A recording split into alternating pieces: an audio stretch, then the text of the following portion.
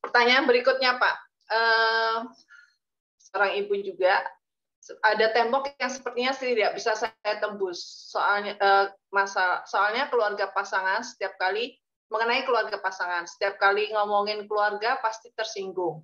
Saya lihat suami tidak bisa menciptakan batasan yang tegas sehingga keluarganya suka ikut campur. Saya sudah coba diskusikan tapi selalu ribut akhirnya. Sudah coba cari solusi tetapi susah dan nggak dilakukan. Suami selalu membela keluarganya, jadi saya cuma bisa menghindari dan nggak ngomongin soal keluarga. Saya bingung harus bagaimana ya, Pak? Ya, mertua begini, ipar begitu, keponakan begini. Halo?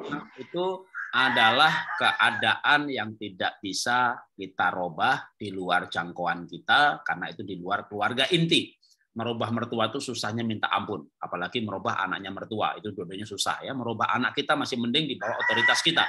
Jadi ketika berhubungan dengan mertua yang turut campur, yang matre, yang suka pinjam untuk hal yang tidak penting, adik ipar juga begitu, keponakan pinjam duit kita kira buat yang penting itu, ternyata buat mau ganti HP.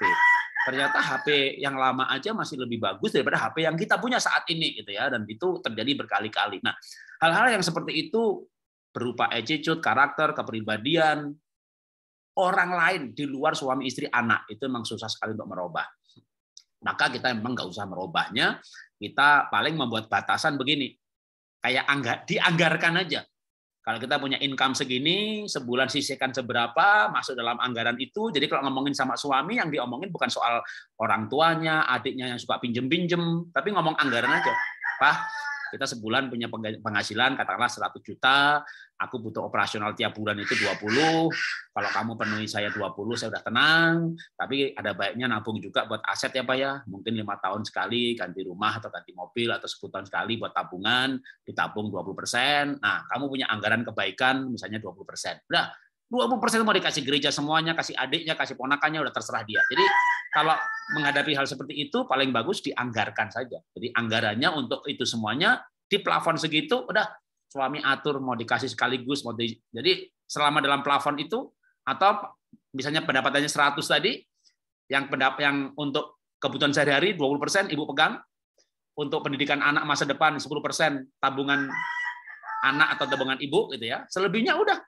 Itu jadi memang udah bagian yang udah diikhlaskan aja, memang dia hidup untuk seperti itu dan dia bahagia seperti itu, karena ada pasangan yang memang bahagia, bantu adiknya, bantu ponakan, apalagi dia dipanggil bos gitu sama ponakannya, halo bos itu, adiknya aja bilang bos itu, dan dia menikmati hal itu.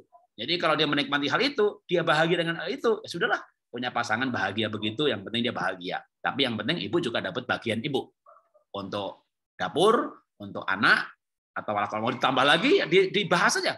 Untuk asuransi kesehatan atau nggak usah pakai asuransi, nabung kesehatan itu dipenuhi, selesai ya. Nah, mungkin yang ribet adalah kalau bukan soal uang, tapi misalnya soal turut campur ya, sampai mertua tuh turut campur, akuanya jangan merek ini, sabunnya jangan merek ini. Waduh, itu dah. Apalagi suaminya anak tunggal, anak bungsu, anak paling besar, pokoknya anak-anak ajaib gitu ya. Yang dulu orang tua dapat anak susah, lalu dapat anak ya pasangan kita ini gitu. Nah, kalau pasangannya itu anak ajaib, anak susah, anak mujizat, dan keluarga bahagia. Kalau keluarga pasangan ini nggak keluarga bahagia, biasanya mertua itu nggak campur tangan. Mati karepmu, hidup karepmu, bahagia karepmu, nggak karepmu gitu ya. Tapi dulu mungkin bapak ibu ini keluarganya nggak bahagia. Terus cari pacar, terkagum-kagum sama, wih keluarganya bahagia banget loh, orang tua anak akrab gitu, bisa ngobrol, iya akrab, itu bahagia tuh akrab, sampai menikah juga akrab. Makanya sisi negatif dari keluarga yang bahagia dan akrab itu begitu menikah dia campur tangan. Itu memang konsekuensi dari keadaan, konsekuensi dari pilihan.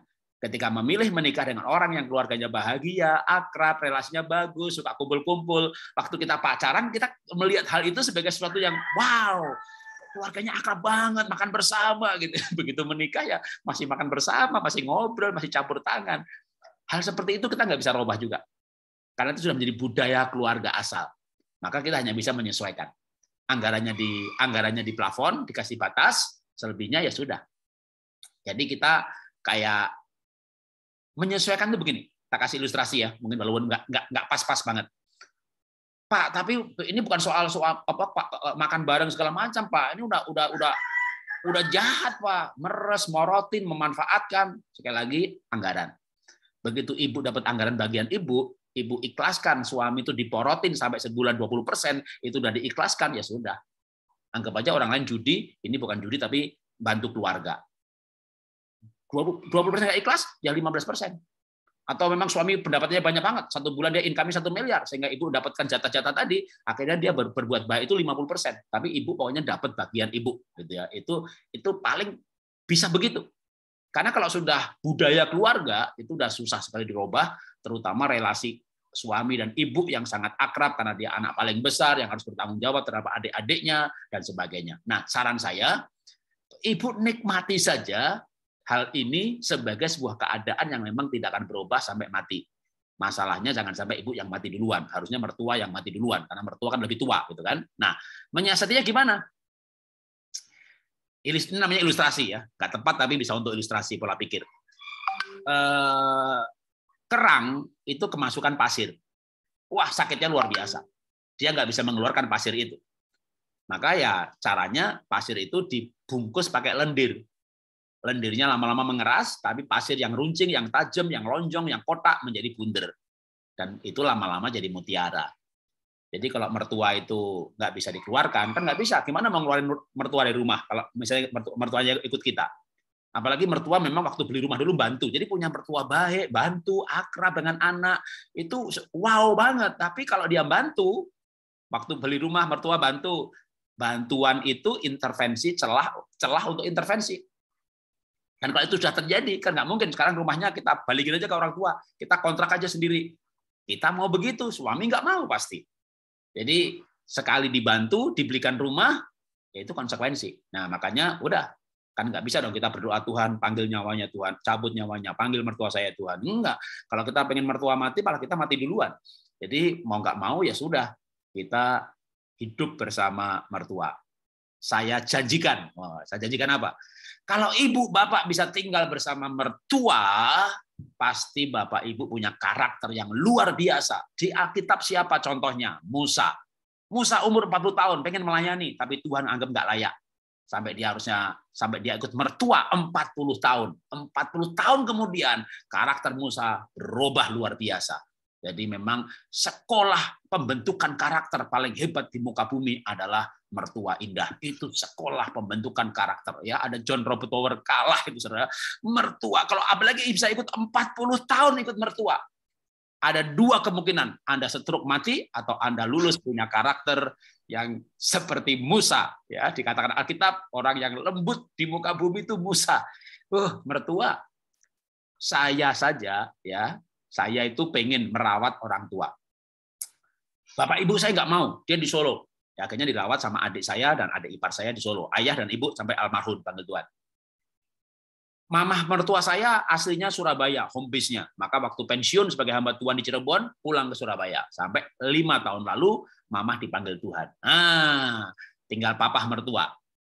Saya ajak ke Jakarta, tinggal di rumah saya. Gitu ya. Jadi saya pernah ngalami 5 tahun tinggal mertua tak ajak di rumah saya karena saya tahu kalau kita bisa hidup bersama mertua antara 2 kemungkinan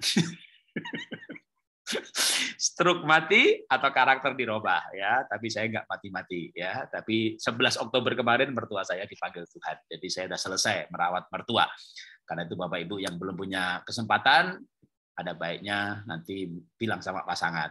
Nanti kadang-kadang kalau mereka masih lengkap nggak mau ya buat kita. Kalau papa udah nggak ada, mama nggak ada di rumah kita ya, malah saya yang nawari istri saya supaya mertua di rumah. Jadi itu kasih karunia Bapak Ibu ya. Tapi kalau betul-betul Pak Jarod mah enak kali mertuanya baik. Ini Pak, mertua saya itu kayak mukanya Firaun Pak, perilakunya Herodes Pak, tingkah lakunya Pontius Pilatus Pak. Waduh, ibu punya mertua seperti Pontius Pilatus, ibu pasti punya karakter seperti Yesus yang menderita di bawah pemerintahan Pontius Pilatus. Jadi teguhkan dan kuatkan hatimu ya Bu ya, supaya ibu punya karakter seperti Tuhan Yesus. Tuhan memberkati Bu.